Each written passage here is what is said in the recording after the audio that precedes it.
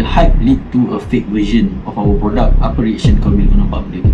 Down sikit bila people isukan yang people more value belikan barang fake tu daripada beli barang aku design. Okay, actually aku yang the one who start the collaboration to make it happen, to spark. So aku punya expression tu macam, wish, ya betul kan? Itu satu benda yang best dan juga benda baru. Very excited because of aku membesar dengan Under 18.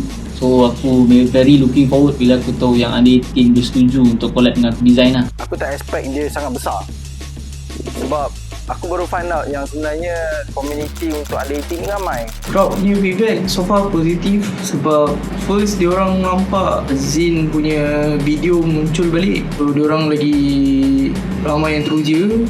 Under 18 is very nostalgic in the 90s. Orang yang datang untuk accept this collection adalah orang-orang yang sama buyer dengan aku, dengan orang-orang yang bawah daripada aku can accept. So bila diorang datang beli barang tu, aku rasa diorang appreciate lah Under 18 collab.